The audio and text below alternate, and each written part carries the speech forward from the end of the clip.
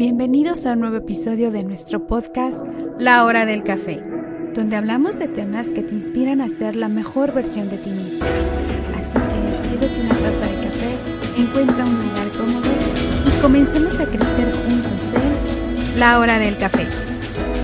Este podcast es una producción de Proyecto Patria México.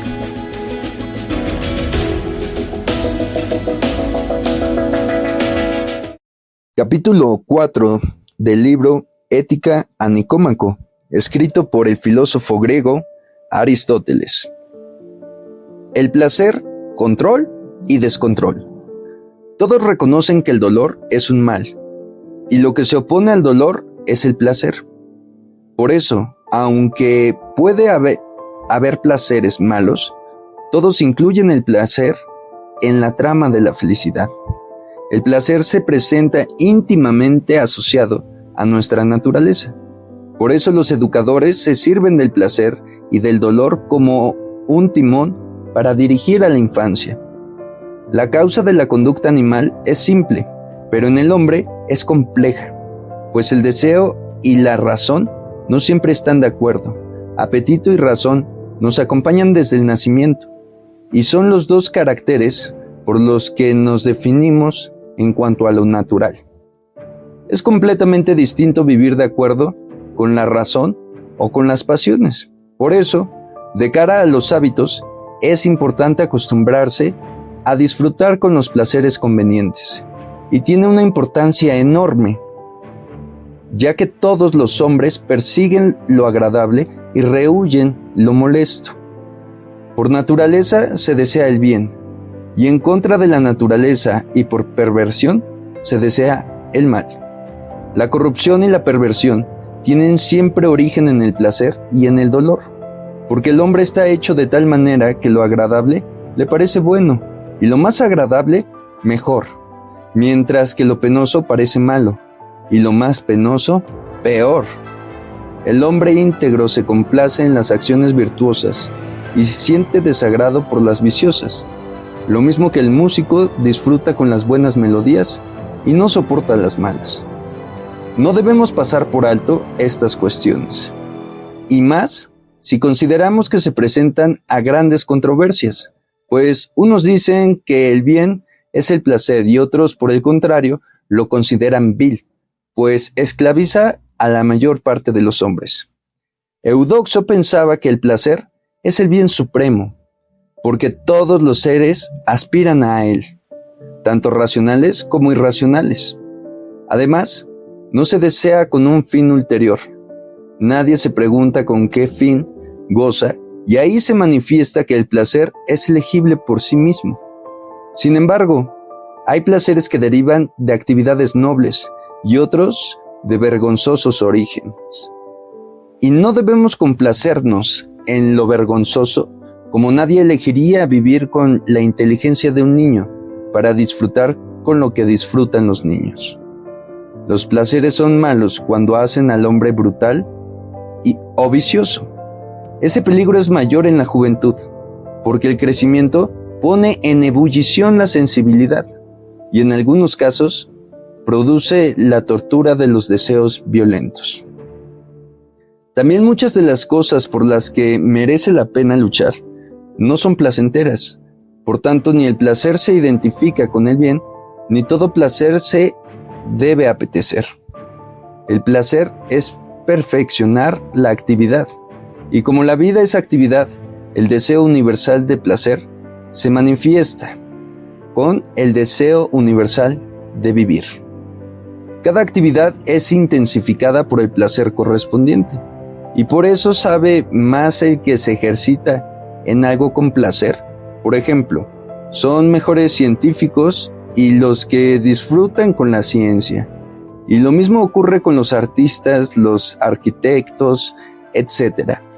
No hay nada que no sea siempre agradable, porque nuestra naturaleza no es simple ni perfecta. Si la naturaleza de alguno fuera simple, la actividad más agradable para él sería siempre la misma. Actividades específicamente distintas producen placeres específicamente distintos, que no pueden experimentarse unidos.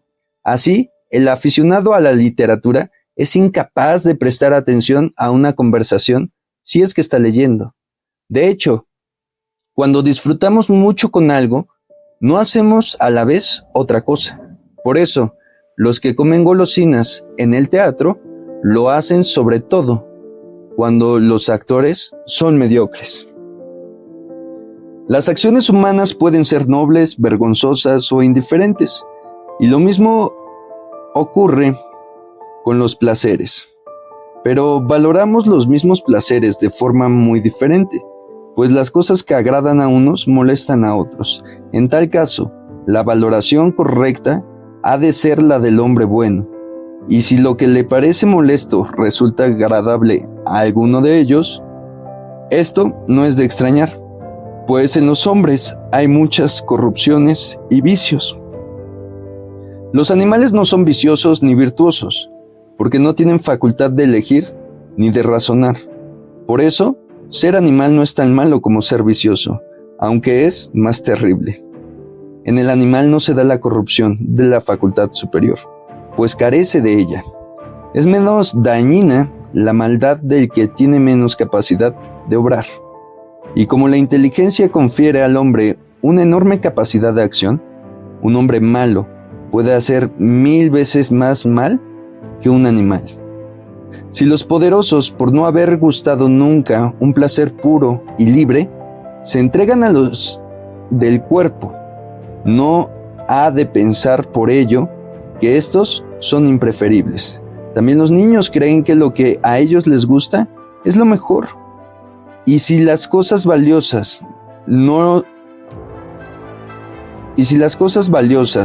son las mismas para los niños y los hombres, es lógico que tampoco lo sean para los buenos y para los malos.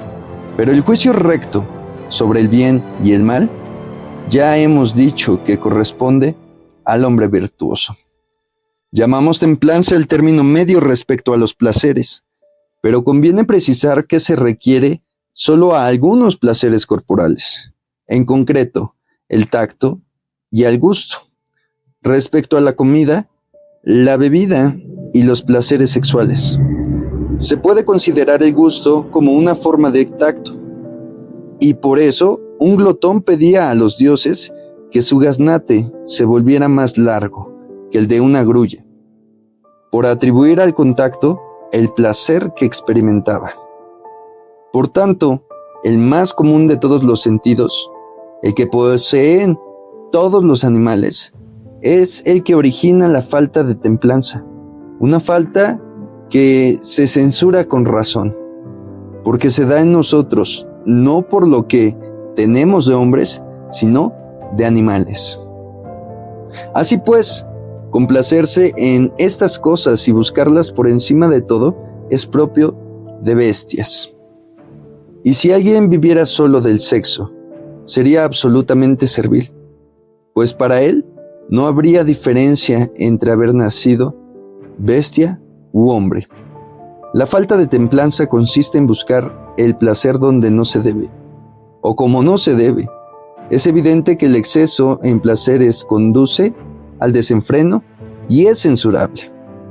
Llamamos incontinente al hombre que obra de acuerdo con sus apetitos y contrariamente a la razón, pero en su conducta no desaparece el dolor, pues aún se alegra de obtener lo que desea, siente el malestar de saber que obra mal.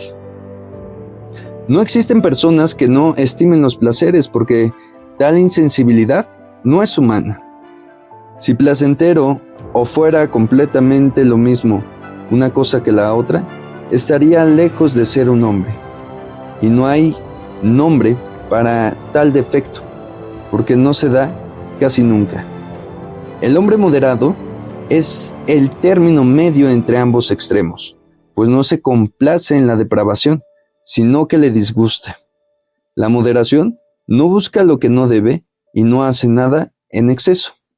Cuando faltan los placeres, el hombre templado tampoco se aflige demasiado. Desea moderadamente y como es debido, lo agradable y lo saludable, y siempre se deja guiar por la recta razón. La moderación no se refiere al placer de la vista, salvo en el apetito sexual, ni tampoco a la música o a los olores. Moderación es intemperencia. Se refiere a los dos tipos de placeres que también experimentan los animales. Con ello tiene que ver la embriaguez, la gula y la lascivia. Muchos consideran involuntarios tanto el amor como algunos deseos e impulsos naturales, porque son poderosos, por encima de la naturaleza, y somos indulgentes con ellos, por su capacidad de violentar a nuestra misma naturaleza. Es mucho más fácil acostumbrarse a los placeres que a los dolores, pero el desenfreno parece más voluntario que la cobardía, porque el dolor rehuye mientras que el placer se elige. El dolor, además, altera y puede destruir la naturaleza del que lo padece, hasta impedir que sea dueño de sí. El placer, en cambio, no hace nada de eso. Por tanto, más voluntario, y por eso es también más censurable.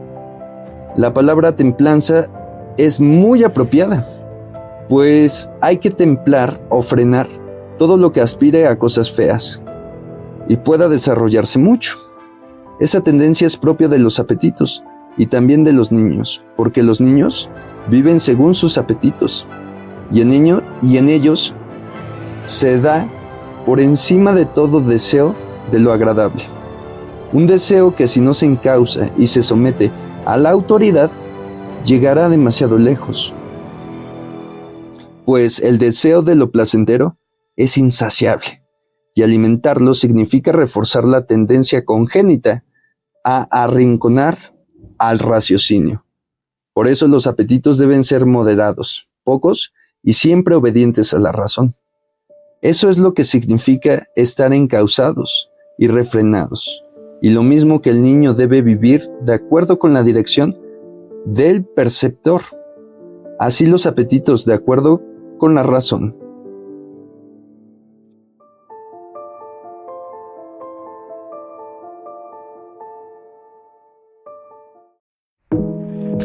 Te invitamos a compartir este episodio. Esto nos ayuda a que nuestro podcast siga creciendo. Visita nuestra página web en www.patriamx.org. Hasta la próxima.